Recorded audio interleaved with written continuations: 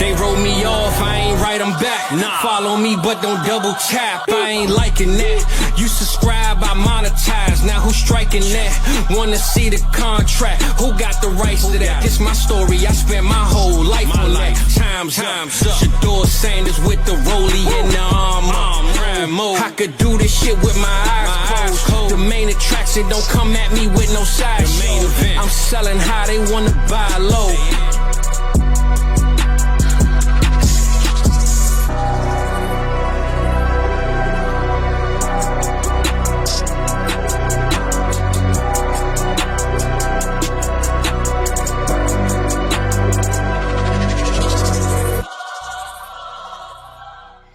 Good morning, family. How we feeling? How we doing, man? I'm here, man. I got two of my guys, man. They joined me this morning, man, for the cook-up. We in the kitchen. We about to cook up for y'all, man. I got Rock over here. Rock, how we feeling today, baby? How we feeling, man? Oh, man, feeling great. I think it's going to be a good day, Fizz. How are you doing? Ain't no point in thinking, my brother. It's going to be a good day today, man. So, we got Rock in the building. My boy, Dynasty F Key. How we feeling, Keys? How we feeling, bro? What's going on? Doing good, man. 2025 is here. Hey, feeling great, man. Yeah. I mean, you know, it's a new year, man. I had you on, I think, 1 or 2 shows last year. So never in the morning, though. We got you in the morning this time. We said, man, you got to wake up early and get it popping with us. So I'm glad you're here this morning. 2025 is here, man. You know, it's actually halfway here, right? It feels like it's about to be February in no time. So we better enjoy it while we got it. Time ain't waiting for us. We had some playoff games over the weekend. Man, surprises, no surprises, blowouts, shutouts. I thought it was going to be a lot better as far as the I was going to say the content. I meant to say the gameplay, right? Like the Broncos kind of, yeah. It went up and down, man. But today we're going to bring it all to the people, man. We're going, give them what they need, serve them up, man. And before we get too far, man, let's holler at the people, man. We got a good old chat going on. Let me see. Hold on. What we got popping, man? My boy Jake is in the building. Jake, what's popping, baby? Shout out my boy Jake, man. You down there in Carolina with them Panthers, man. So, I'm a Bryce Young fan, man. So shout out my boy, always tapping in with us, man. Gooner boy in the building. Let's go. Yeah, man. Hey, okay. He rocking with them Commanders. All right, brother. Yeah. Yeah, it is what it is, man. We got the Ravens flock in the building. Shout out my boy Eve, man. Yeah, it's y'all time now. Playoff teams. Yeah, we gonna talk about them Ravens, baby. Super Bowl champs on the way, baby. But yeah, man, we got my boy Allen in the building, man. The Ridge runner was good, bro. And good old Rob Gronkowski, man. Always jumping in with us. What's up, Rob? Glad you could find your way off the Fox network and come kick it with us, brother. So, he said, let me see. You see, back to work with the Panthers. Okay, all right, brother. I ain't mad at you, man. You know how we gonna get down, Jake. We gonna rap to you soon, my boy. But yeah, man, we here, man. Good morning. Like I said, man, I got 2 of my guys here, man. They joining me, and fellas, overall, man. Before we get too far in the show, before we dig into things, what's Keys, you the guest. I'm gonna let you go first. Give me your biggest news break, your biggest game-related situation of the weekend that really kind of got you going this morning, man. What's your favorite topic over the weekend that hit you the hardest this morning? Man, for me, man, it's definitely with the teams like the playoffs. We've been wanting to see who's gonna take over, but I gotta say it's the Commanders, man. Like, you got a rookie quarterback who actually snapped the rookie quarterback playoff streak, where I think it's like 0-7, or it's a long streak of rookies that don't do anything in the playoffs. And when you got to worry about a sophomore slump potentially next season, why not get it now? Like, go out there and win something right now. And you got a weapon where even a young Lamar Jackson, like, you would have loved it if he could have pulled some stuff off early, because it was just such a threat on the ground and people ain't got him figured out yet. So I think Jaden Daniels has a unique opportunity to just get in there, make some noise. He upset a team that just puts up a ton of points. So maybe the defense isn't as bad as I thought it was. So if they can, you got to go up against the Lions. I know we'll talk about it, but if you can get lucky, man, I say why not?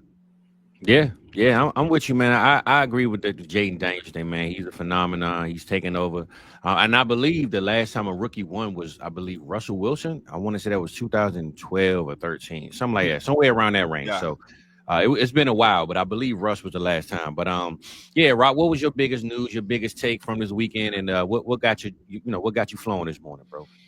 I think the number one thing that I noticed over the weekend is that defenses continue to win championships. All these blowout losses, it wasn't just on the offense. It was these defenses that were shutting down these teams.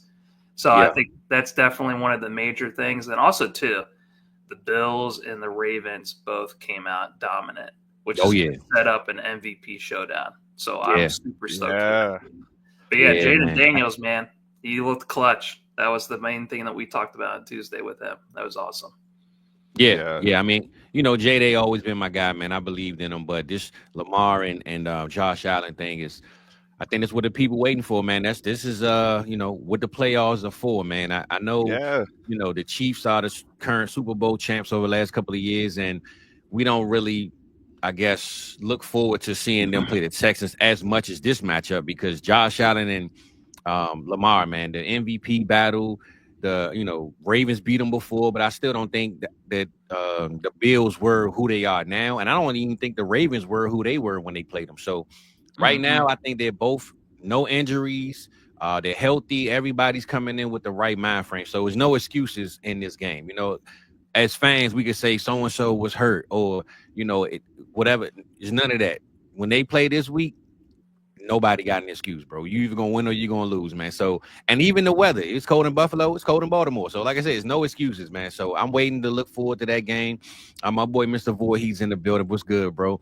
And I was gonna say, man, T-Rock, you're right though. Like, I'm looking at the defenses. It's basically all the top defenses. They're in the playoffs. Yeah. Ravens, Vikings. I mean, like, don't worry about who's eliminated, but Ravens, Vikings, Broncos, Bucks, Lions, Steelers, Packers, Chiefs, then it's Dolphins, then Eagles, then Texans and Bills. Those are all in order of the top defenses, and they're all in the playoffs. So. Good pull, Keith. Yeah, like I said, man, it was one of them. As you could tell, right? It was defense being played on one side of the ball for most of those games. So, I think my biggest take overall was sports wise, anyway, was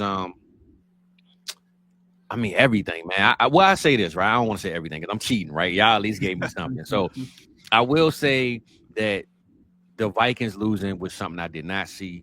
I was actually rooting for both. I said, man, honestly, whichever one of them win, I'm happy with, because I think Sean McVay can outcoach anyone, but I believe Kevin O'Connell can too. So I really put it in perspective as the better roster to me was the Vikings, because the Rams just look kind of old, man. The last 3 games, bro, they just look like they weren't really, up to par as where we thought they could be.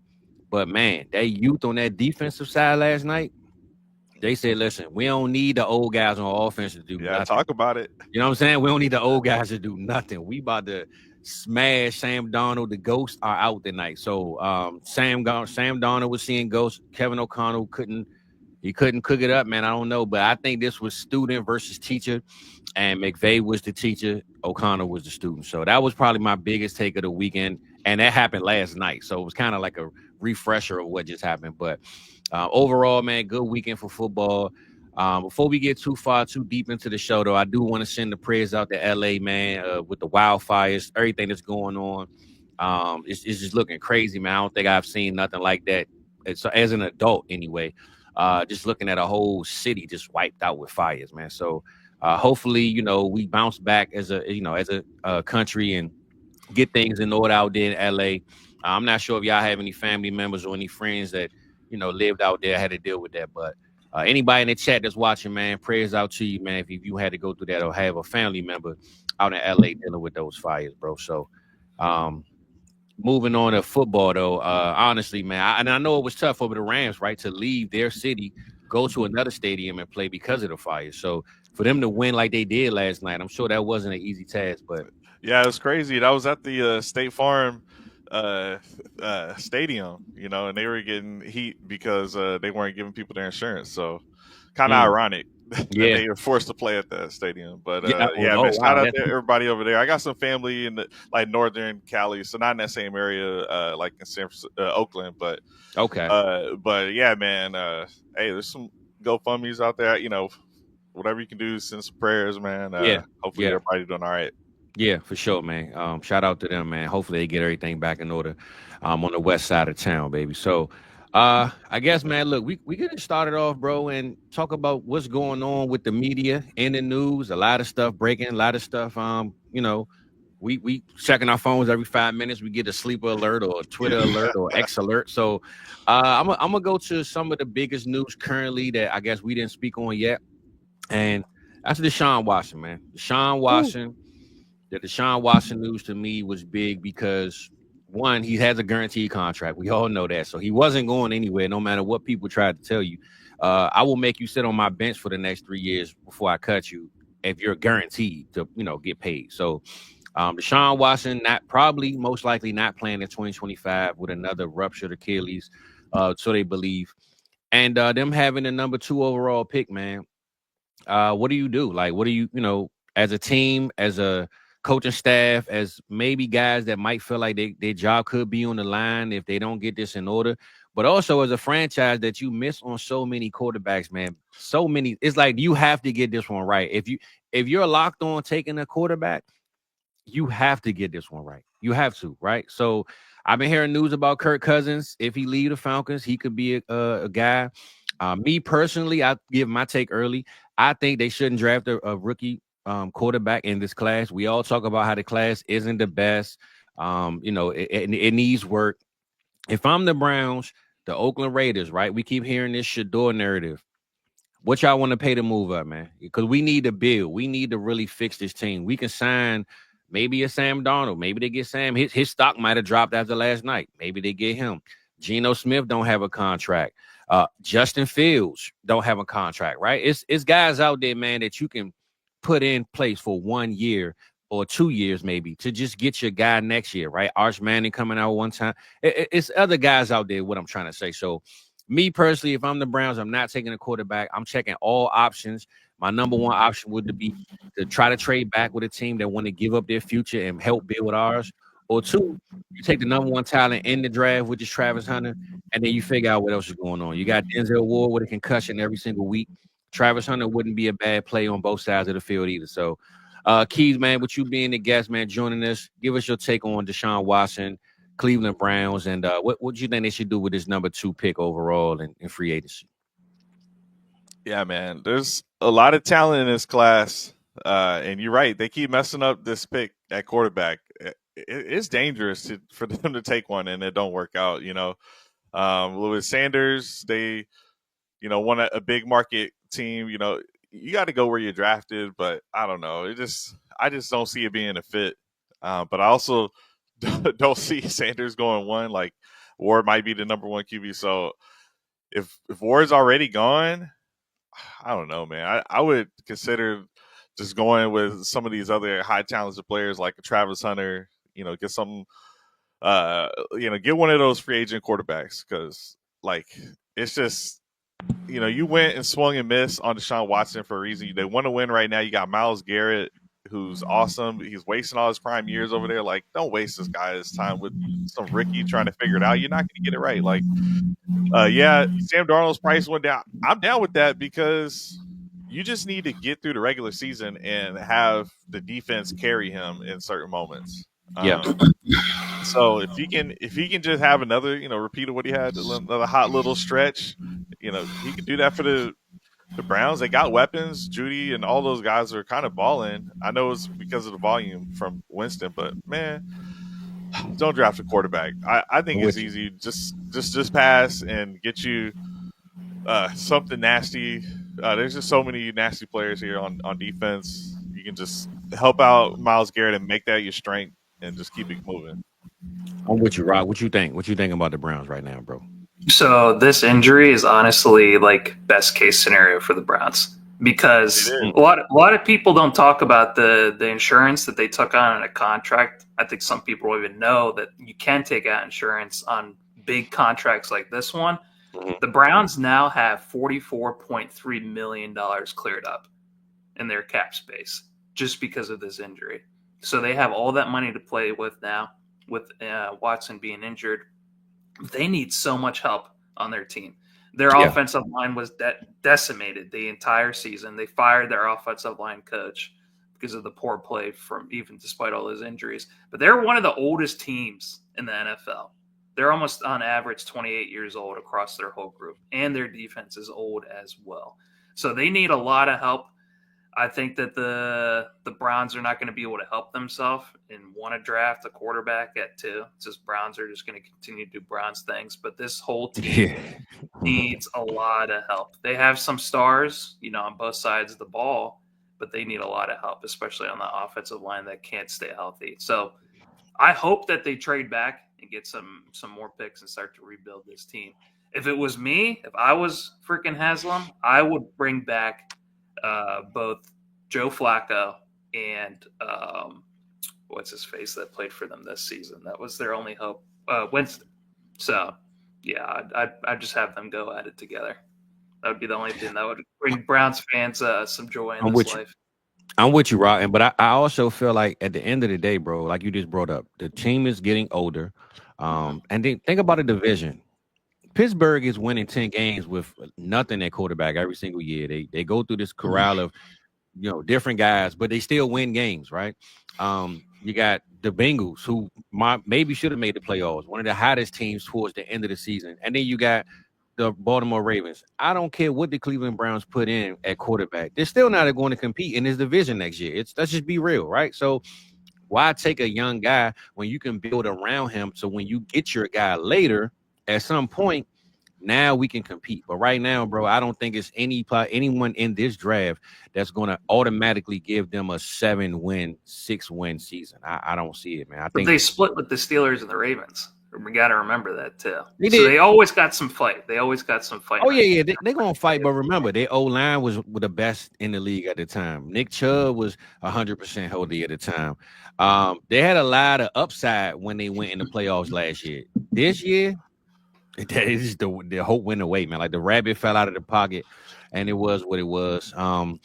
Hopefully, though, I think they should either trade back, or if you have to take that pick, man. If you have to take that pick, you take Travis Hunter, man. That's what I was about to jump in and say. Trade back, because if you're trying to get O-line, I don't know if you take it at 2, man, but somebody wants the quarterback. So they still kind of have a shot to cash in on that pick, too, and just get a bunch of picks. Call the Raiders right now, baby. Hey, y'all want Shador so bad? Come get him. Come on. Right, we just figured out the first trade of the draft. Let's go. There we go. Yeah, I think Travis Hunter would be great, but this is not a studded offensive line class like we did last year. Do not be surprised if some of the best offensive line all go in the top 5 picks, and there's not much after that. Okay. Yeah, I scouted Kelvin Banks Jr. already. Like, it's just you're not going to get a good one in the second round. So if you want one, you got to take him. Yep. Is this it for Watson? That's the last thing I'm wondering. Yeah, that's it, baby. We're going to move on, and we're going to go to a guy that's already signed, already got his name on the dotted line, and it's Mike Vrabel, man. Mike Vrabel, the new Patriots head coach, coming from Tennessee as a coach, and I think he was just with the Cleveland Browns, right, as, I guess, like a team, I'm going to say team manager, but almost like overseeing the team, and that was his current role. So Mike Vrabel joining the Patriots. I'm thinking, me personally, I'm not saying I hate defensive head coaches, but I think when you got a guy like a Drake May, Mike Vrabel to me isn't even the answer to this franchise. It's who's going to be the OC, who's going to be the QB coach, who's going to get the guy that they just took in this top round last year to be at his best. And whatever the team does is the team's success. But we need Drake May's success if we're taking the guy where they took him. So my biggest thing about this team is not that Mike Vrabel isn't a great coach. I think he's going to bring presence and structure to that locker room. But ultimately, I want to see who's going to be calling these plays on offense for Drake May and putting him in position with a receiving core that's lacking. Pop Douglas is the number one guy. Like, we need a guy that can make Pop Douglas look like Jamar Chase in a sense. You know what I'm saying? So that's what I want. That's what I want to see. And that's my biggest thing with this hire, is more so who is he going to get to call the offense under him? So, Rock, I saw you started some stuff over there, man. Yeah. What you got on the Patriots, bro? So there's some reports saying that he's trying to steal Tom Reese, who's the offensive coordinator, or at least offensive passing game coordinator for the Browns, which is where he was at recently. So yeah, that's what I said. Yeah, he just left the Browns. Yeah, so that makes sense. I mean, we didn't see much production on that offense, but maybe he got a good relationship with him. You know what I'm saying? So when Winston was in, they looked pretty fun. For sure. But yeah, I what we got, Keith? What you thinking about this hire, brother? Yeah, get back to the roots of defense. That's what won a lot of those Patriots team of old some games because the weapons weren't there. Remember, you talking about there's no weapons in New England. What's new? That's classic. Yeah. That's classic New England. So. You got Drake May. He ain't Brady, but he's still young, man. I think youngest in the league at QB. So give him some time, give him some weapons. They'll figure it out. But it's one of those things where you see you just need a coach that you can trust that knows how to get guys ready for games. Like you got Vrabel, who everyone would have said overperformed back in the day with Tennessee. Like, yeah, Tennessee wasn't down in the dumps when he got there in theory, but really they weren't doing anything. And he always had them beating the Ravens for no reason. And, winning division games and being the leader in that conference at one point. So, yeah, at anything, I think it's just a good coach hire to oversee everything is like that CEO level coach. Yeah, like I said, I think he's going to be in that GM/coach role to me. Like I said, he's there to bring structure. He's there to do what Belichick does, which is kind of oversee everything in a sense. I like it. We'll see what happens, though. I do respect him as a coach. I think he's a player's coach. If you look at what Detroit is doing over there with Dan Campbell, man, he's pretty much come from the same cloth as a Mike Vrabel, if you want to, put that in perspective as far as being on defense, being a locker room guy. So I like the hire. I just want to see who's going to be calling them plays, man. So number one topic, though, man, forget all these other Bammers, man. We're going to get prime time popping, baby. We talking prime time. Get your chains out, get your watches out, all baby. Right. We talking prime time. You know what I'm saying? The news broke last night, right? Now, I will say before I get too deep into the Cowboy side of things, I did hear that the Vegas Raiders, they're not looking at Deion. They said, no, we good. We're looking at other places, right? Ben Johnson. And I believe, I'm not saying that Deion necessarily wanted to even go because he might want to stay in college. Who knows? But I think if this Dallas conversation is true and Deion actually is on the radar and he has a rapport with Jerry Jones, I think that ultimately came because the Raiders said that they don't want him. And he said, okay, well, and he tends me to be a prideful man to say, oh, yeah, I really wasn't too pressed to take the job, but since y'all telling me you don't want me, oh, okay, I'm gonna go somewhere else. So I'm just saying that to say I didn't believe the hype or the steam on him coming to the NFL, especially not the Cowboys. But I think the Raiders giving him the X, he might take that personal and say, dang, I ain't even think of me. Like, oh, okay, I'm gonna show you what I'm gonna do. And I think honestly, man, this whole narrative of him needing to draft his sons, I think that's a want. But I don't think it's a need, man. I think, honestly, he's grown. He's gotten his sons to the point where it's time for y'all to do y'all thing. Y'all are men now. I raised you to be men. The more and more I continue to be your coach, I'm no longer coach. I'm dad. I want you to be a grown man. So I think him having to draft Shador, I don't think he needs to do that. I don't even think he want to do that. I think he might just want to let his son go be a man instead of being his son. So I'm okay with him leaving his son to go somewhere else. But hey, the Raiders said we don't want you, man. And Jerry is clearly he's in the depths of hell right now as far as the ownership of teams. So I'm gonna just say Jerry is getting cooked up and signing Deion. I'm not sure how much that will equal, instant success. But the one thing I do know about this team is me being a fan, watching this team. We can win a 10, 11 games every single year, snap of a finger. That's nothing, right? That's pretty much almost on the radar for this team. But what are we going to do when the playoffs start? That's the number one key. If we don't get a playoff win the first year, what are we doing? So I think Deion is a prideful man. He take things personal. And if the Raiders truly say, we don't want you, we don't even want to interview you, I think he might take that and say, okay, it's time to weigh my options. I might got to flex my muscles on these Bama. So, Keys, man, I know you. Matter of fact, we're going to go Rock first. Key, I know you a Cowboys fan. So I'm going to get Rock. I'm going to let you bias. talk, Rock. Give me your heads up advice on what the Cowboys should do, or if you even believe it's gonna happen, bro.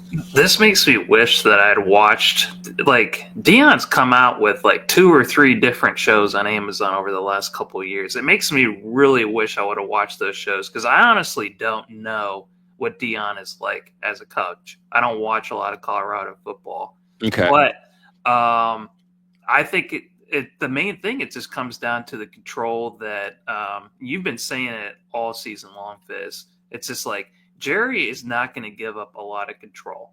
I don't think Dion necessarily even wants to go there, because he already knows what type of owner Jerry is. So I think just those 2 strong personalities, he wants a guy that he can control. Mike McCarthy, Garrett, it's just like, these are guys that are just going to listen to what Jerry Jones has to say and stuff like that. It would definitely be the most electric hire, though. If Dion goes back to Dallas, that would definitely be the most entertaining. So sometimes 100%. If you can't get the best hire, get the most entertaining hire, which is why we want Rex Ryan back at the Jets. No, we don't, Rock. But I will say to kind of finish off what you started with, Rock. I will say, I think if this is true, now I don't even believe it. I think it's just a report, right? But if this is true, I believe Jerry is saying the power that I have that I don't want to give up, I'm okay with giving it to Prime.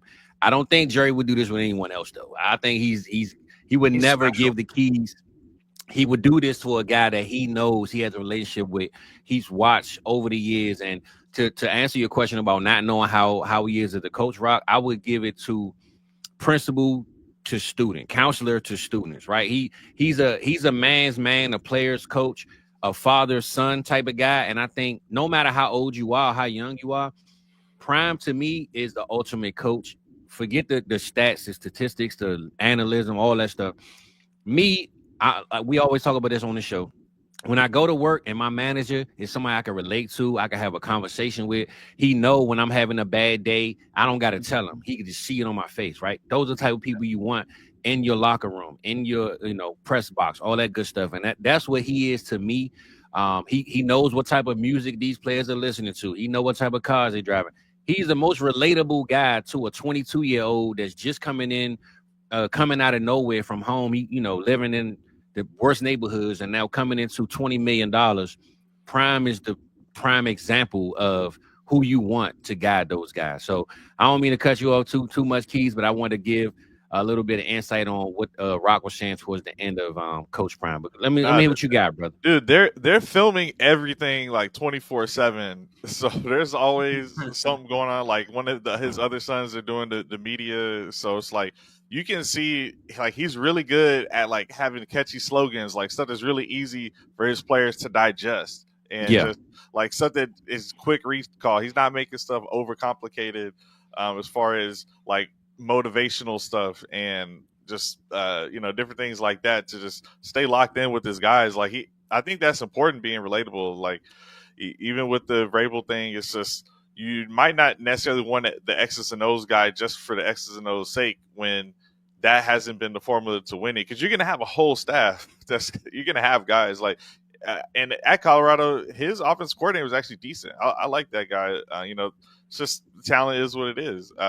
But if Jerry were to let him have some control, I think that'd be great, because like at this point, like the Joneses are bringing in just whoever they want to, like a 1-year deal with Mike Zimmer. It's like he was good actually, but at the same time, you're just not letting your coach have any decision, and you don't know what's complimentary or not in the locker room, and if they're going to actually take your message and roll with it. And Dion, he's going to want anyone that he's got on his team to fall in line with that message to make sure that all the players are with it. So I think it'll be interesting. Not sure if it happens. Like I kind of want to like just get a coach on one of these teams that's actually winning something in the playoffs, because it's a team that is right now kind of in a win now mode. Like the team actually looked good after just some of the injured players came back from injury. Like imagine you get your quarterback back, and how you're going to be looking. Maybe add one receiver. Just all you got to do is add a receiver, basically, and you're kind of good. And honestly, bro, I think the heartbeat of this team is Micah Parsons. When he came back, we saw that. People can say what they want about him, falling off in the playoffs and this, that, and the third. Jerry is not letting Michael Parsons go. We all know that, right? But I will say, a guy like Deion, to me, man, he just brings the best out of young guys. And like you just said, Keith, nothing he says seems made up. I mean, seems like scripted, right? Yeah. It's so authentic coming out of his mouth and how he says it that I believe it. Even if it's a lie, he could lie to me and I believe it. That's what I'm trying to say. Like, so I just believe in today's game. Mike Zimmer, he's too old, bro. I say this all the time, and I know I sound like a broken record, but these old guys, man, if they not, a lot of them probably can't even work the iPad that the plays are on, right? They still watching film on a projector. Like, we are in at times now, bro. You get up with the times or you get lost. And I think a lot of these old owners stick with their old ways of hiring old people because that's all they know, right? Technology, man, is getting so fast, and so forget technology. Let's just get with the people that understand the people. That's what I like. That's what I work with. I don't care about the X's and O's because, like you said, Deion will hire guys for X's and O's. I just need somebody in the building. Mike Vrabel, I believe he's that. Dan Campbell, he's that. Sean McVay, he's an X's and O guy, but he's still going to run. If your kick return is 99 yards, Sean McVay going to run 99 yards down the sideline and dap the play up. Those are the type of coaches that you need in this game, man, that I could look at and my coaches right there with me, bro. As a 22-year-old, a lot of them didn't have fathers growing up. They look at their coach as their father. If my father is 70 years old and my head coach and he goes straight home drinking wine and talking to his wife and he don't answer his phone when I call him, that ain't my coach, That's why I love Harbaugh and Tomlin. Jim Harbaugh. The Harbaugh bloodline is different, but the Jim Harbaugh to me, he in there playing throwback tackle, lifting weights. You know what I'm saying? Like, Jim Harbaugh is that dude, man. So I love these coaches like that. Deion to me would be the sign of a lifetime, whether he gets there or he doesn't. I don't think there's nowhere else he should go but Dallas, though. Yeah, the first thing you said was for some reason they just choke in the playoffs, basically.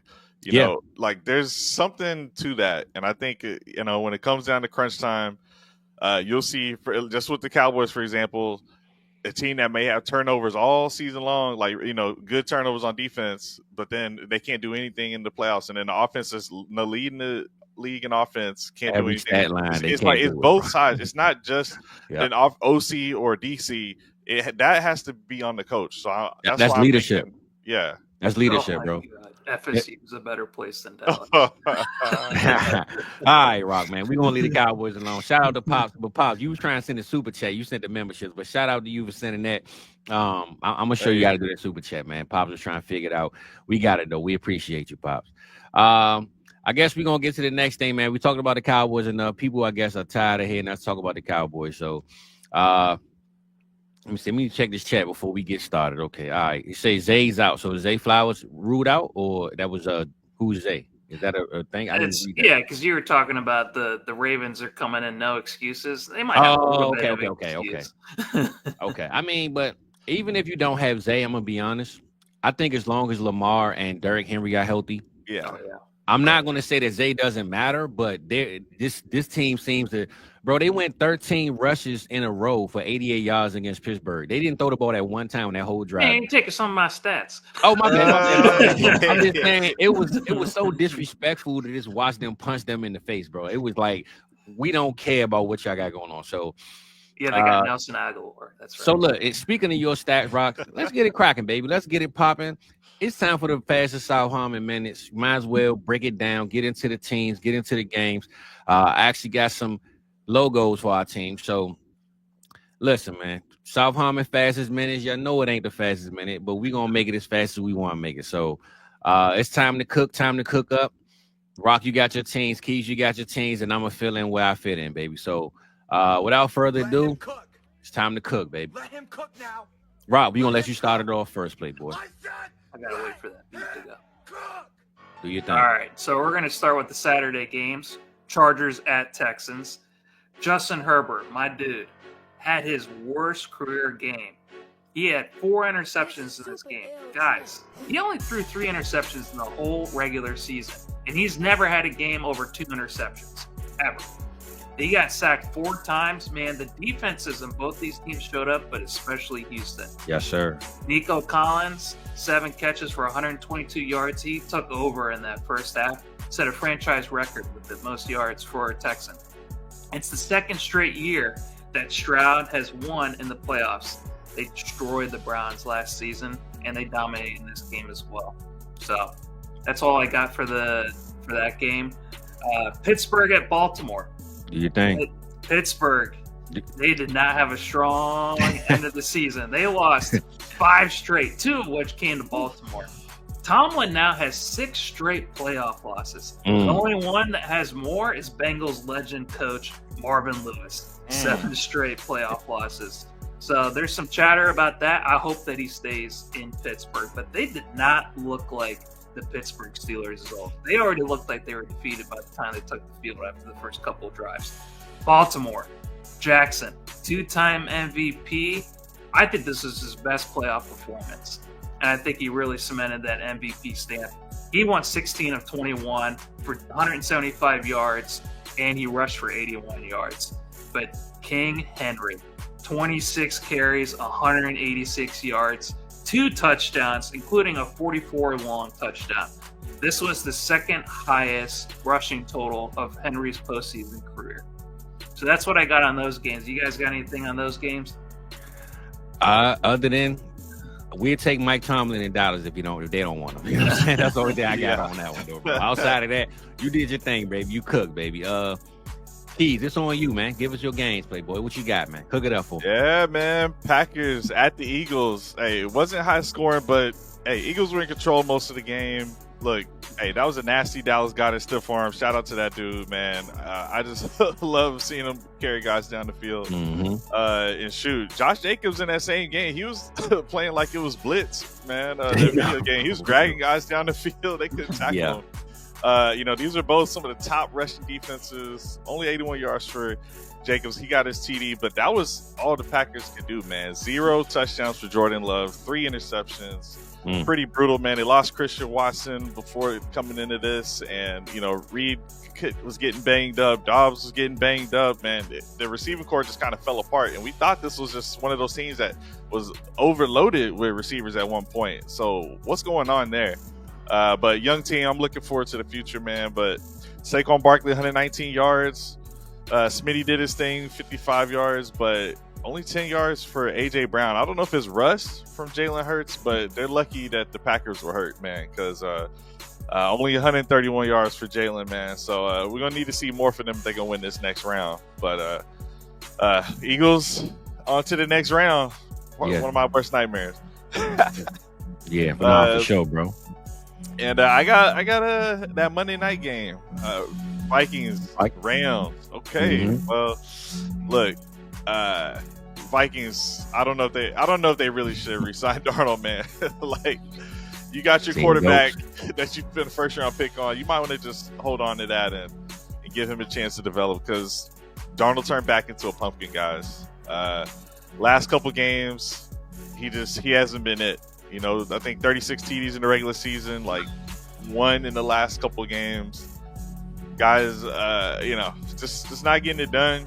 But overall, you got to give credit to the Rams. That's who I actually picked going into this one, man. Look, Matthew Stafford can target Puka Nacua like no other. They couldn't really get anything going, unfortunately, but that's just the playoff beast that it is, Shout out to McVay. I think ultimately he's just that dude. Yeah, McVay is that dude, man. And ultimately, the Rams won that game. And moving on from the Rams, I will say, Denver versus Buffalo. As much as I want to give Denver their flowers for doing what they did, they shouldn't have made it to the playoffs probably, if we thinking coming into the season. I got to give them a little bit of flowers, because Bo Nix, man, if you look stat for stat, Bo Nix is right here with Jaden Daniels. I know he isn't as flashy, but he throws some pretty balls, and that ball to Marvin Mims, man, for that touchdown. Troy Franklin for that touchdown was one of them ones. And you look at the game before in the Bengals game, he threw 2 passes to Marvin Mims, 40, 50 yards down the field. So I just want to give a little bit of love to Bo and Sean Payton the way they kind of built that offense after getting rid of Judy, right? We thought they didn't have anybody else to come through, and they did it with guys like Vele, Lil Jordan Humphrey, all types of random guys they just found, man, out of a hat and put it on whack for us. So shout out to the Broncos, but ultimately the Buffalo Bills said, listen, man, we not here to play no game. I don't know what y'all was thinking, but Josh Allen, 72 yards, 2 touchdowns. James Cook, 120 yards rushing and a touchdown. And they sprinkled the ball to every receiver but Amari Cooper, man. I had Amari Cooper for 25-yard parlay, and the man couldn't hit 25 for me, man. So maybe it was an off day for Cooper. I'm not sure, but Curtis Samuel led this team in receiving yards. So that just lets you know what type of time they was on. End of the day, Buffalo won this game. It was a good game to see because ultimately we wanted to see them play and go to the next round anyway. And last but not least, man, the hometown team, not my team, but the hometown team where I'm from, where I'm kicking it at over here in the DMV. We got the Commanders and the Bucks, baby. And the Commanders and the Bucks, I will say, was the best game of the weekend. Me and Rock called this last week. We knew it was going to be the best game. And honestly, to me, I feel like both teams are teams you want to root for. Baker Mayfield is a guy, to me, I just want to see Baker win. No matter if it's first round, second round championship, I got to always root for Baker, man. I had a lot of hate for him early because I felt like he thought he was too cocky. But now I understand it, right? That's what lethal shooters say. I understand it now. And I understand my boy, Baker Mayfield. He had 185 yards, 2 touchdowns. Mike Evans cooked up Lattimore like he usually does, had 92 yards and a touchdown. Bucky Irvin, 77 yards. Only thing the Bucks did wrong was turnovers. The Bucks looked good as a team, as a unit. They was out there doing their thing on offense. Turnovers is what won this game ultimately for the Commanders. And the more turnovers, you lose. And at the end of the day, Jaden Daniels, 268 yards, 2 touchdowns passing. He had 36 rushing. Terry McLaurin, 89 and a touchdown. De'Ami Brown, 89 and touchdowns. So him and Terry both had 89. And when you look at this game, bro, it literally came down to touchdowns. Not to brag on myself, I'm going to be honest with you. I said it last week, Rock. What did he say last week? This game is going to come down to if Jaden Daniels got the ball, they're going to win this game, no matter what the score is. And I said an interception, though. But I said Lou or somebody would get an interception. They turn the ball over. Commanders get the ball and go down to score in the last drive. Unfortunately, it wasn't an interception. It was a fumble. But regardless, if you got a tight game with the Commanders, I'm going to say this again. If this a tight game, 3.7 points, and they got that ball in the last drive, I'm going to pick them to win that game, man. I think that's just how much of a hard working team they are, man. And Jaden Daniels, you give him that ball with 1 minute left, bro, it's going down, baby. So shout out to the Commanders. They did their thing, man. They going up against who we going to bring up next. And yeah, man, I like what they did so far. They built a good unit. They did what they supposed to do. But unfortunately, the season is about to be over, baby. We're going to get into that soon. And that's the Cookup. We appreciate y'all for tapping into that, man. And that might have been the fastest one we had so far, Rock. You know, only what did pretty damn good. Yeah. Only game to talk about, baby. So, we appreciate y'all, man, for that good old segment, man. But ultimately, I think my biggest take of all the games was, like we talked about earlier, I did speak on the Rams losing to I'm beating the Vikings, but I will say the Commanders coming through, and the season that they had was unbelievable. You know, I think they won 3 games last year. They won 12 this year, plus a playoff game. But I do believe they kind of just winning off of belief. I don't think roster to roster, when you put up De'Ami Brown up against, you know, look, De'Ami Brown versus St. Brown, it's not even right? So I'm just saying, going up against Detroit is going to be tough, but I will say they are winning off of what we talked about with Dion. They just winning off belief, man. They go in that locker room, and Key, you can kind of agree with me on this or disagree. I felt like when Dan Quinn was in our team, in the Cowboys, I always said he was our head coach. I believe he had the players' ear. I believe the defense would run through a wall for Dan Quinn. Yeah, I just believe Jerry knew he can control McCarthy, and that's ultimately what happened. But I don't think Dan Quinn stayed an extra year, because remember, the Broncos wanted Dan Quinn 2 years ago. I believe he only stayed because he thought McCarthy was going to get fired, and once he realized it wasn't happening, he went to the Commanders. We should have done that early move. But Dan Quinn, Like he was like, wearing some, his hat backwards and You that dude, man. wearing Clapping. his J's and he was chilling with the players. The players love Dan Quinn. Like They there's love still him, man. players. You'll hear interviews of them just talking about how they know they can call him no matter what, even if they're on a different team. And look, Yeah. you're talking about De'Ami Brown, but the one note I got, shout out to you guys at South Harmon. Terry McLaurin's 6th wide receiver award, man. So I mean, you got a good guy to throw the ball to. You know Put some what I'm respect saying? on. Put some Finally, respect he's on got a Off your back, quarterback. man. Finally, he's got a quarterback. He do. Yeah. He do. So I mean, speaking of that, man, let's just run through these teams, man. Let's look at the teams, look at the matchups. The early game, which is surprising. It's the early game right here. I don't know if it's because maybe the Chiefs had like 20-something days off, right? And they probably say, listen, man, y'all been chilling for too long. We're gonna make y'all play early. So let's get straight to it, man. 2025 playoff, the conference round or divisional round. What we got, man? What we got? Chiefs and the Texans. I'm gonna give y'all give me your winners and give me Well, it's the best coach in football, Andy Reid. Andy 100%. Had a bye week to prepare. The only other coach that I would pick in an NFL game is McVay, which is why I picked that Williams. So, and that's why you my man, because those my two favorites. Those my two favorites right there. But ultimately, we all can agree the Chiefs should win this game, right? I think that both of these teams they're known for their defense. That's the thing. Who does and then the Patriot or not? I don't too sure now. Hold up now. Where we going now? Spagnuolo and D'Amico Ryan, both these teams' defenses, they're going to dominate this game. It's going to be tough for offense, but the Texans have Nico Collins and Joe Mixon. They're going to try to control it through the air or through the ground. I think this might be one of those games where it's just like the Eagles last year, where it's just like they're limping into the postseason. It's hard to pick against. I'm going to ultimately pick the Chiefs, but man, this would be the one I'm least surprised if the Chiefs lose. Because who do they have on offense? Okay. Who do they have on offense? So they just got Hollywood back, and he's got even more rest now. Rock. I don't know. They've been doing fine. They've been doing fine without him the whole season. So and obviously Kelsey, Worthy's coming on. 3 great games in a row to end the season for Worthy. My thing is this, right? When I look at the Chiefs, I say this because my boy Voorhees, he's a Chiefs fan. I say this to him all the time. I think the Chiefs come into the season saying, bro, we're going to make the playoffs. Let's just get through the season healthy. We're going to be okay. They're going to make the playoffs. I don't doubt it in my mind they're making the playoffs, right? Now that they're here, all those offensive woes we saw, you could throw them out the window. I don't believe it one bit. I believe they're going to come out here on week 1 no matter what D'Amico draw up, bro. I got the Chiefs putting up 30+ this week. They might score the more points to this week than they score all season. I think they're going to set the tone and let people know we back, baby. You know what I'm saying? Like, I'm putting some respect on the Chiefs' name.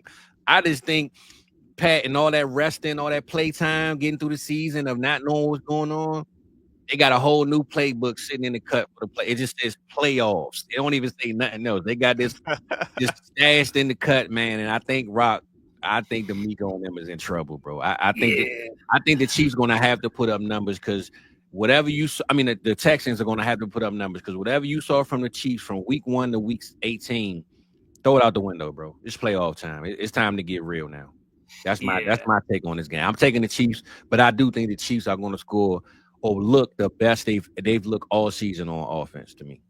Yeah, deep down, I'm not going to bet against Andy Reid or Mahomes. I just kind of have to try to give the Texans a little bit of a chance. I can't be like Tony Romo, who's just completely biased and being like, it's at the beginning of the 4th quarter. He's already talking about the next playoff matchup for the Bills. No, I appreciate the faith in the Texans, man. Like, we can't just be all in on Chiefs, but we were talking about those defenses. Chiefs are like 7th in rush defense. I know Ravens were 1st, and I say Ravens because that Christmas game versus Texans when the Texans put up 2 points.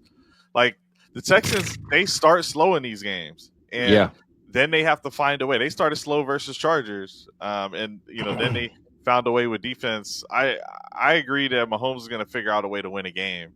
Like it doesn't even matter what the score is. He's like your Jaden Daniels. Like if you give him the ball at the end of the game, he'll figure out a way to win it. It's kind of just comes down to that for me, man. Yeah, I nah, agree. I'm with you, bro. To me personally, though, I just think, man, I don't judge anything the Chiefs do during the regular season because playoff time, just a different beast, bro. They different, and I think the Texans' lack of experience in the playoffs is what's really gonna hurt them ultimately, regardless of what the Chiefs do. If Yeah, this it's a was if 2-year-old. this was Buffalo, if this was the Ravens, if this was the Steelers, I would have maybe felt a different way. But the Texans, I don't think they got enough seasoning, man, on them steaks they about to cook up, baby. So, Yeah, they're all uh, 2-year players basically. yeah. I mean, that's a Saturday night game, 4 p.m. Eastern time. Saturday night though. Saturday night, man. We got J Day Yeah. versus Jay Gibbs, baby. This right here should be, to me, I think it's gonna be a shootout game, honestly. This might be the highest scoring game of the weekend. No, I take that back. But this might be the second highest game of the weekend. But I will say, to me, I don't have any rules for the Commanders, right? I don't think they have a game plan other than score points. Because when you look at the game they just played against the Bucks, I think they went for it on every fourth down. I don't think they punted one time, except for when it was like 4th and 8 or 4th and 10, and they got a penalty, they had to punt. But on 4th down, 4th and 2, 4th and 5, 4th and 7, they were going for it. And I don't think if you're gonna go for it against the Bucks, you're not going to not go for it against the Detroit Lions if you think they're going to score right back. And with Jahmyr Gibbs being the best running back, so second best behind Saquon right now, second most explosive right now. I just think the Detroit Lions, man, they not playing no games. They had their rest. Dan Campbell is dead serious on we keeping the gas. They could be up 30 points, and I still think in the fourth quarter they're going to keep going. They're not going to take no breaks.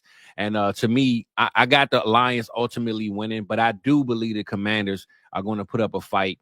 And my biggest fear for Detroit, though, if it's down to last drive, the game is 31-31, man, I'm taking the Commanders on it. So, unfortunately, for Detroit, they better keep a damn lead or else. So, Keys, man, well, how you feeling about this matchup right here, brother?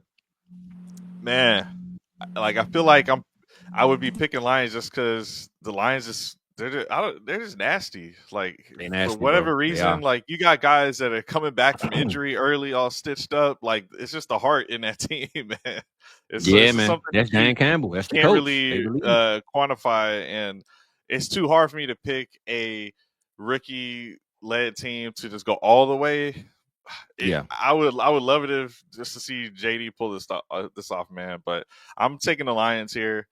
I love Amon-Ra as well. That guy's nasty. Him, Gibbs, even the rest. There's just guys everywhere to help you get it done, man. So it's just a team that's got a lot of talent. They've been battle tested. They've been through year over year, not even just through this season. Just every year they keep hitting these roadblocks and they find a way to overcome. I think this is that next thing for them to be able to take on kind of the X factor. Really, yeah, we have some tape on Jaden Daniels, but if you can kind of get through a game where you don't even know what to expect, then like now all these other games, this could kind of propel them and get them ready for the Super Bowl, I think.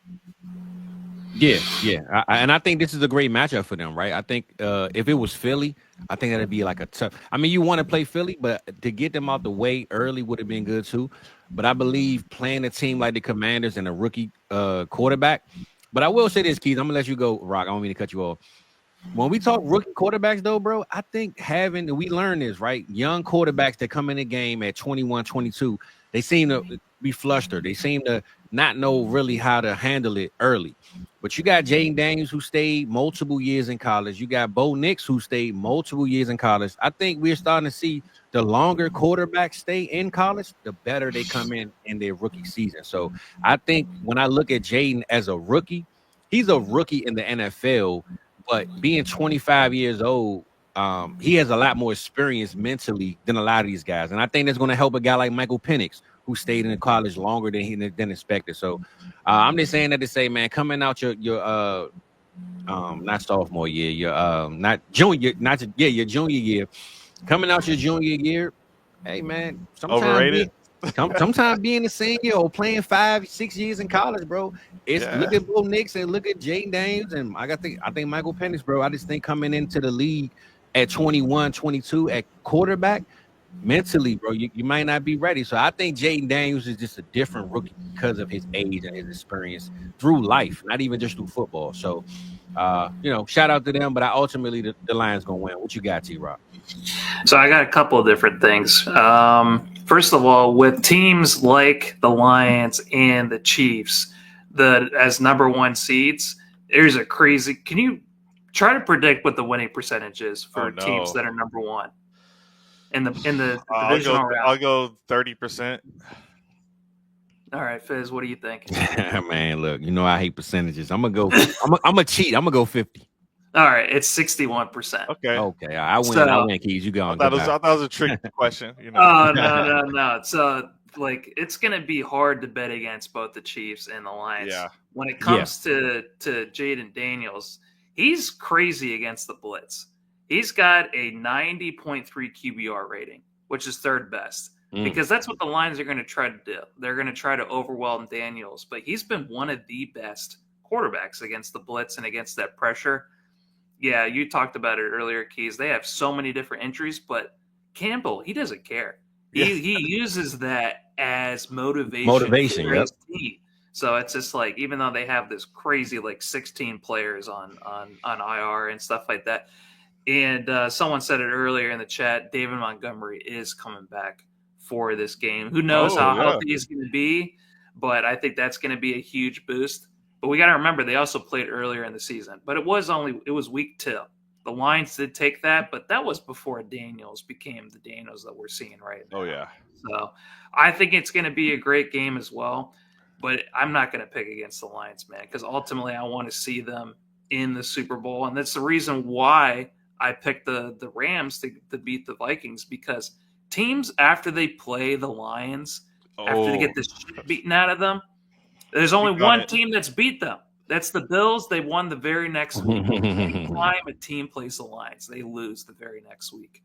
So I think that this is going to be a shootout game, like you were saying, Fizz, but ultimately I'm going to give it to them. Yeah, and last thing I was going to say on it was, really, man, it's one of those things where, because of the young age of just the coach as well with the Commanders, as far as the run game is kind of what dictates if it's going to be a shootout or not. Like you were talking about, Fizz, if they played Philly, I wouldn't like that, because they have control on how to run the ball effectively. You can't do that with Brian Robinson in the same way that you can do Saquon, if you have a Saquon. So I think, they're going to unleash Jaden Daniels to run, but at the end of the day, it's going to be all on him, in my opinion. That's why it's a little riskier for him to actually be able to pull it off.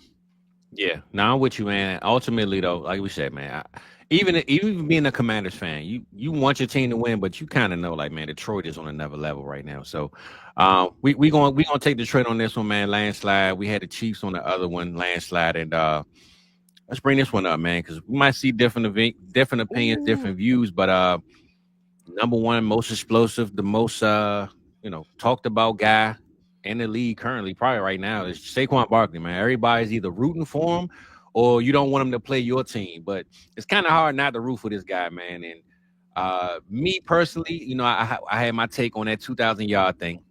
But I do think, to me, even when Saquon took that, he slid at the end of the game, I'm not going to lie, man. I think Saquon is overthinking being humble, right? I think he's being too humble, bro. When he took that, when he slid, and even his players is like, run, go for that. They were going to win that game regardless. I get it. But I think if you look at, because I went searching for this picture right here, right? I'm looking, and I looked up Saquon's celebrations. All of his celebrations was in New York. I can't find no celebrations in Philly, bro. Like, the man has just been on business time since he's been in Philadelphia.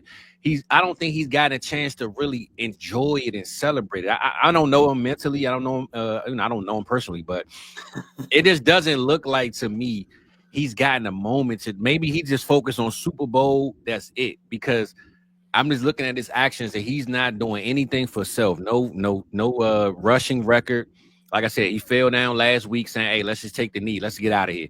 And I'm not knocking that, though. I like that, actually. I feel like he's taking that role. I just want him to enjoy the ride, man, because once it's over, baby. So, but that was just my take on Saquon. But ultimately, on the game in general, I said this, and I'm going to stand on it. Philly, to me, is a good team. I love their defense. I love their offense. I love to have the guys on their roster. But I'm always going to take coaching over Philly, and I'm gonna take Sean McVay over Kellen Moore. And Damn. I felt the way about Kevin O'Connell if they played Minnesota. And I think yesterday was just one of them things with Minnesota, man. I still don't think Minnesota will lose to Philly. That's just my personal opinion. Not hating on Philly at all. I love their roster. But when it comes down to the fourth quarter, the same way I view Jaden Daniels, I view Sean McVay.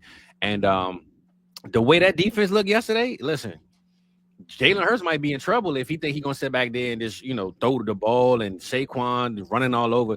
I don't think that Rams defense showed me more than what I expected to even think that they can compete in this game. So personally, I'm going coach for coach, and Sean McVay to me is just a better play caller and a better coach. And in crunch time, I'm gonna pick him over Kellen Moore to call a better game. So ultimately, Philly should win.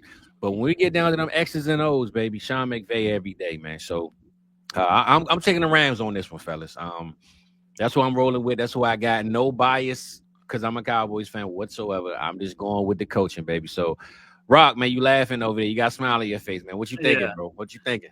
I think this is the toughest game to call because the Eagles have been really, really good. They've only allowed 13 points or less over the last 3 games. So it's going to be tough, but man, the way that the Rams won last night, they run it on the ground. I've been talking about Kyron Williams. I said he was going to explode during the playoffs. They've been riding on him and their defense.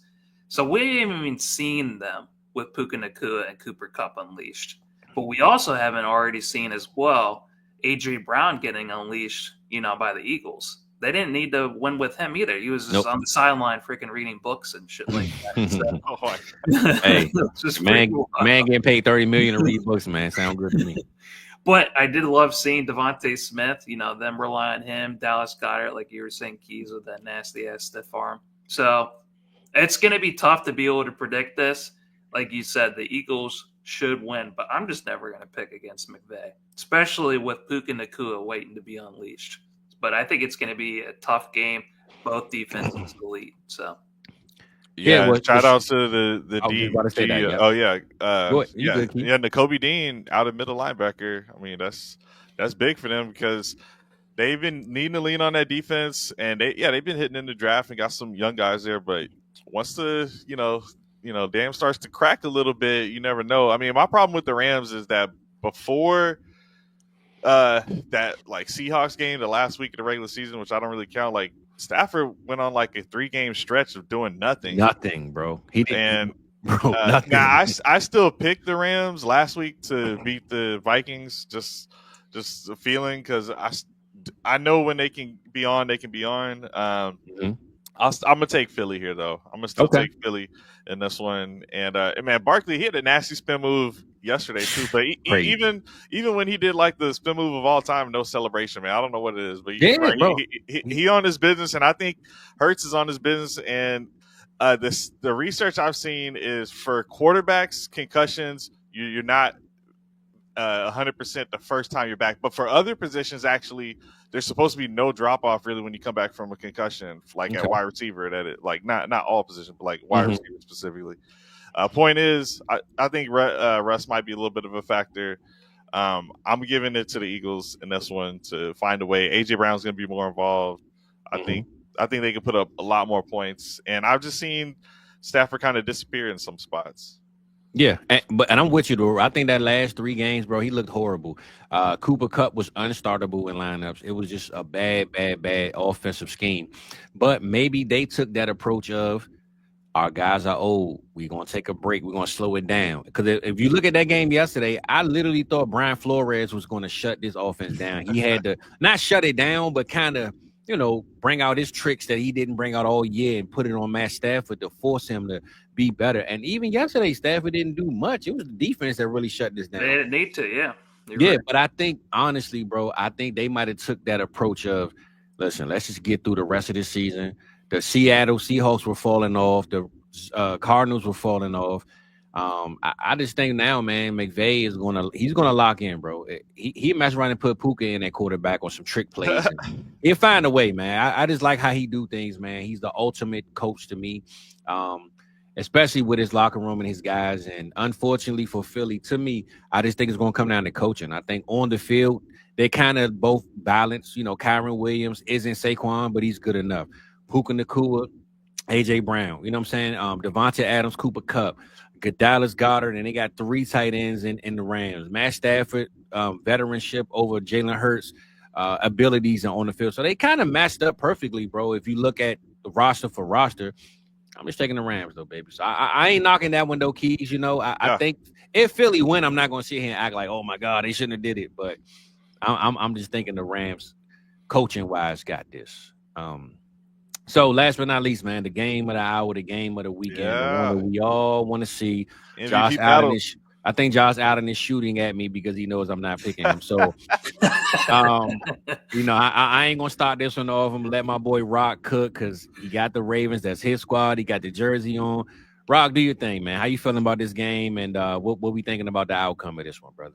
Man, I would be feeling a lot better if the Bills didn't look so freaking dominant against the Broncos. Man, this is going to be a tough game. This is not going to be that 35-10 loss that the Bills faced in week 4, because both these teams have gotten better, and it's hard to pick against either Josh Allen or Lamar Jackson. Both of those teams run through those quarterbacks. It was crazy. I know you tweeted out, like, why is Lamar running the ball all these different times in those first couple of drives? Yeah. They were playing the option.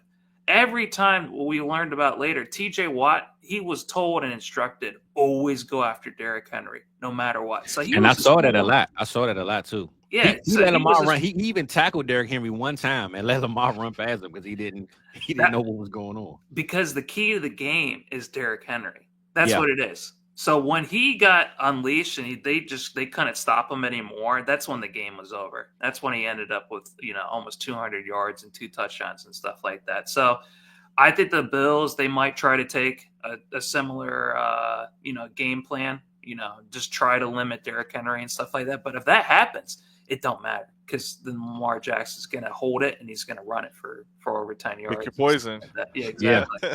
So I think it's going to be really, really, really tough. I just hope that these offensive playmakers, if it does become, they do shut down the run, man, I hope Mark Andrews and Isaiah Likely, and if Zay Flowers is out, I hope that some of these pass catchers really do show up. Or otherwise, it's just going to be Lamar just running the damn ball the whole time. We've seen it happen, like that random Tylan Wallace game. Yeah, it can happen. I mean, or whoever. But when you think about the game they played against the Steelers, they can't play like that against Josh Allen, right?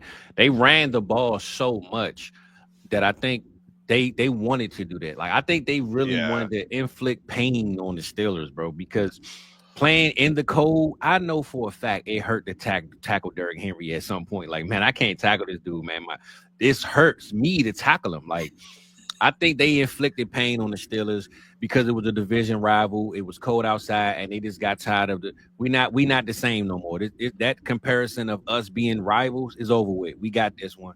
You don't think it's like the narrative from last year? Because, like, they only had 10 rush attempts in that Chiefs game that they got eliminated from last year, and they had more than that in the first half of that Steelers game. Well, think about, remember, week 1 they only had like probably 10 in the first week 1 against the Chiefs when they didn't use Derrick Henry. Hey, Keith, I know you know this more than anybody. They didn't use Derrick Henry until they played us week 3.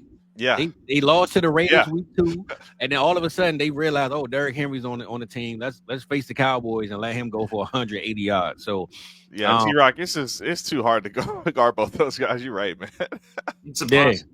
Yeah. So Keith, what we feeling, man? What you thinking about this game and who you got in this winning column? I'm thinking Ravens no matter what. That's my second team. That's where my grandma live. I go there every year for the most part, man. And I've been in more Ravens games than most other franchises other than Cowboys. So I'm going Ravens.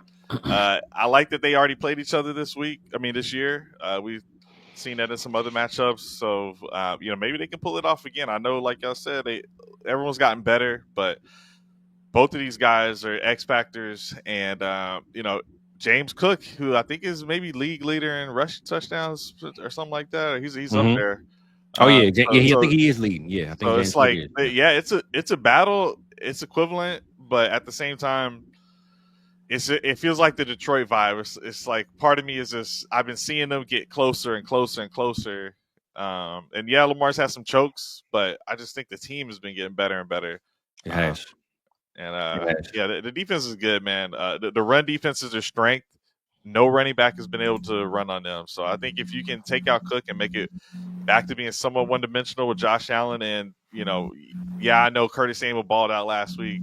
That's not going to happen again. I guarantee you, it's not going to happen. Like it's going to be Shakir, who is second in the league in yards after catch. He's going to keep being good. You're going to get Keon Coleman, but I think it's going to be mainly those three. With some Kincaid sprinkled in. You can't stop Lamar now. I'm gonna go with them to get it done. Cook tied a franchise record with O.J. Simpson, 16 rushing touchdowns. Oh, wow. Yeah. I think they might not have paid attention. They probably should have let him break that record, man. I mean, saying let's just break some records out there. You know what I'm saying? I'm pretty sure Josh Allen also has 16 as well, which is crazy. Wow. Yeah, that's crazy. Wow, that's crazy. Shout out Matt. What's up, Matt? Yeah, but me personally, bro, if you don't know, you already know. I'm going Baltimore. I'm going LJ8, and this might be the time where they say that this award is for the regular season, but this ultimately might lead to who wins the MVP, right? I mean, the vote should already be in technically, but we all know that these people, man, wait to the playoffs and they go by the latest bias of how they feel about each player. And I think, me personally, though, I think Lamar is over the MVP race talk. I don't even think he cares about his MVP. He wanted to be Super Bowl MVP, and that's what I think we're going to see this week. We're not going to see regular season MVP Lamar. I think we're going to see Super Bowl MVP Lamar. And you know how those games, like you said, Keys, where he chokes and you can tell in his face he's so mad. Like he had taken his mouthpiece, he'd do this and he slams his helmet all the time. Because we know a lot of the mistakes that he made is on him, right? Yeah. And I said this against the Chiefs game. I felt like when they played the Chiefs week 1, Baltimore ultimately beat themselves out of that game, man. They were so close in that game, but they just couldn't get past beating themselves. And I just think this week, any move that they make to beat themselves can cost them the entire game. I think on all cylinders, bro. It don't matter if Zay is out or whoever. If you think about Zay being out, if you look at the Buffalo Bills offense, other than Amari Cooper being who he is and Keon Coleman, even Shakir, they have the better receiving core lineup. But Andrews and Henry and Lamar, bro, they just, man, that's the triple-headed monster, man. So, yeah, I like the stat right here, though, man. But yeah, he right after Jamar Chase. I didn't know that. Okay. Yeah, he's been by far the best short yardage wide receiver this year, and he's been absolutely amazing, Shakir. Yeah. Well, ultimately, though, man, I'm taking Baltimore, bro. Quote me on it. Do whatever you want to do with it. I didn't have my graphic up. I was trying to actually do it at the time, but before we get out of here, man, national championship, man. Got Ohio State. We got good old Notre Dame fighting Irish, the team that reminds us of the Patriots. People don't like them. They can't stand them. The luck of the Irish is pretty much going to run out, if you ask me. This Ohio State offense is just too electric, bro. And me personally, I think Notre Dame being a more defensive team, I think, honestly, Purdue lost that game themselves. If you look at how I think I read a stat that they didn't complete a pass to a receiver the whole game. I could be wrong, but I think no receiver caught a pass that entire game. Allen didn't no, that's right. It all went to the tight end, and I thought that was ridiculous. Bro, crazy, right? So I think if you just got a ball to the receiver, you could have won the game. So I'm saying that to say no matter how much defense Notre Dame plays, I know we got a whole week for this game, so we probably touch on this again next week, but I'm going Ohio State, man. They got that young, fast, quick offense that looks so much fun to play for. And I just think Notre Dame is going to be playing catch-up if they get down early, and it's going to be hard to score on that offense. So what's y'all takes on there? I know, Rock, you in Ohio. Ohio State is your squad. How you feeling about your boys, man? Man, I'm feeling pretty damn good. It was crazy. I was watching some of that Notre Dame Penn State game, and just some of the crazy back and forth. The turnovers is what ultimately killed them. Throwing things in the end zone and stuff like that. Notre Dame has to play a perfect game because they're coming into this game with some injuries, and unless they get some lucky turnovers, I think it's just going to be all Bucks. They're playing Jeremiah. They got Jeremiah Smith, Ibuka, and they got that two-headed monster.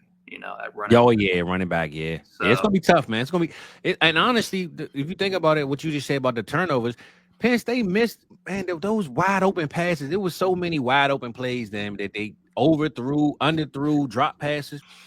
It was a sloppy game. I don't think Notre Dame honestly should be here, but they are. So shout out to them. they should have got Warren involved a lot earlier. He's by far their best player outside of their running backs. 100%. Well, what's your take? I love watching Warren, man. Yeah. Like, got a quarterback, they got him like a running back, like Juice is a beast. Yeah, the tight end one. Yeah, I've been doing started my film breakdown. Probably like 15 guys in. Like, yeah, I did both the running backs for Ohio State. Mm-hmm. Everyone was delivering. It's awesome to see. And I did both of the Penn State running backs too, and they all were crushing. Sad that Singleton's going back, but shout out to them. But yeah, man, Ohio State is just a loaded team. At this point, they're good at every position. Again, shout out to Texas for kind of limiting Jeremiah Smith. I thought that was going to be the they had three people checking them, though. I seen that thing. Yeah. 3 men was checking them. Yeah, I was like, at halftime, you only got 1 catch for 4 yards. Yeah. I was like, all right, we're going to win this game, but nah. Bro. They're pretty loaded. I got some Notre Dame fans, so it's like, yeah, I like root for them, but like I'm picking Ohio State. I'm with you. I'm with you, man. I mean, we got another week. I think that game is not until the following week. Actually, I think it's next Monday. That's Monday. The inauguration and Martin Luther King Day. So it's a lot going on that day. So we'll see how that game ultimately ends up. But we're all taking Ohio State. And fellas, man. I guess look, man, we got playoff games this week. We got no NBA games we care to talk about or look at. And I mean, ultimately, man, closing out the show, what's our biggest takes coming up for this week, man? Whether the games, whether it's something personal, on the algorithms, what y'all got going on for the rest of this week until we tap back in, man, soon. Yeah, I mean, for me, I'm looking at, who's the Cowboys' next head coach just for the show I'm doing over there. But wanted to drop a stat when T-Rock was doing his Chargers breakdown earlier. Lab McConkey, #1 explosive rated player, #2 targets per outrun, #3 target versus man. I mean, that guy's nasty. There's no one else to throw the ball to. I get it, but that's someone you got to be trying to pick up. Do whatever you got to do to get Lad on some of your squads, man. But since I'm not gonna be on here before y'all do y'all Super Bowl predictions, I did want to give a little prediction. Oh yeah. And I also saw Matt. He was saying he thought Bills Lions would be the most fun Super Bowl. I mean, I'd only disagree because the home game. Where are we? We're at Vegas. No, it's New Orleans, right? New Orleans. Yeah, New Orleans. Yep. I don't know, man. Like indoors, weather's not going to be a factor. I feel like that's the type of game where Lamar can easily cook. Derrick Henry can easily cook and go off. I got the Ravens making the Super Bowl. Like at that point, no elements getting in the way, no excuses. I think Lamar can get it done, and I think it'll be against the Lions. Like basically, the path is Lamar's got to beat the Chiefs. Whoever gets there got to beat the Chiefs pretty much. Yeah. So I just love the path to get there. You got to take out the man to become the man type of mentality. So that's what I'm looking for. I don't want the Chiefs to win it again, guys. Nah. Well, I'm gonna say this right to kind of piggyback what you said. I like Josh Allen and Lamar having to beat the Chiefs, right? Yeah. Because I'm glad the Chiefs aren't playing one of those guys. It's kind of like, the Chiefs are here. Y'all two are underneath them. Y'all should have to play them to get to the next level. So I like that they're playing each other because the best man should win. But me, ultimately, I'm taking the Baltimore and Detroit myself. So we on the same page with that one, Keys. And I do have the Ravens winning that game. Let's make it a 3 for 3 because that's the same Super Bowl that I want to see.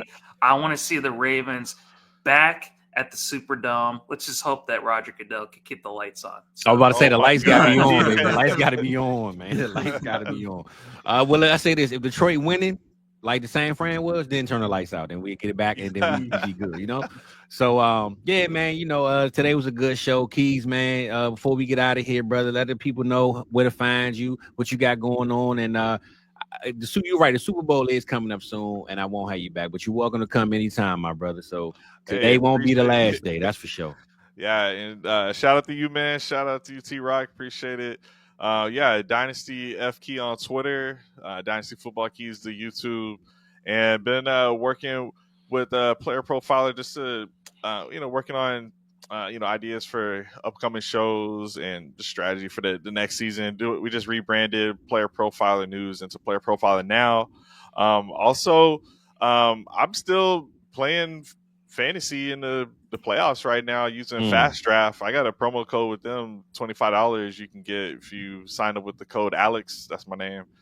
So go sign up with Fast Draft, whatever app or phone you got, and you can play some fantasy football. But they already got the 2025 rookies on there too. So if you think you know what you're talking about and you want to edge, you can start doing best ball for the 2025 class on there already. There we go. All right, there we go, man. Well, look, shout out my boy Keith for joining me. Rock, before we get out of here, baby, what you got to talk to the people about? Or you good to go, man? How you feeling? I was just gonna say, shout out to Player Profiler. I use that site all the damn time, and they got some of the best writers. I know a lot of people aren't big into articles. Man, I love the articles. Your boy Seth's still one of the writers he crushes. Yeah, so just shout out to them.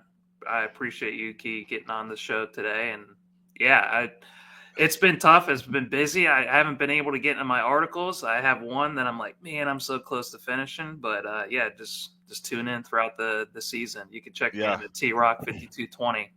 I'm gonna follow you, man, if I'm not already. This was my first year doing content. Basically started about a week ago last year, so it's been fun, man. But it's nice when there's less games to cover for a little bit. Like yeah. But I'm already on to the next class, though. This is that time, bro, to be creative, right? I say this all the time. This is the time where there's no rules. Once the Super Bowl is over with, we're gonna get into rookie content, but really you could just try some things, man. Throw it out there, see if the people like it. They don't, go back, regroup, draw it up, do it again. So this is my time, my favorite time, because I don't have to have a plan. I just throw y'all on, I throw up some graphics, and we just talk, have a good time. So I'm enjoying this time. I want to shout out my boy Keys for joining me today. I want to shout out my boy Rock, man, because he is a writer. He's mostly where he been at, but this year I told him, man, we're going to take those words that you wrote down on that pad. We're going to put a beat behind it, and we're going to get you a mixtape, brother. So I got my boy making a mixtape for the people, man, over here in South Harmon. And it's just the beginning, baby. January, we got a long year. My first year making content, but this is my first full off season. So we glad y'all here. We glad the people here. And I guess we out of this thing, baby. Give me one of them things before we leave, though, Keys. There you go, baby.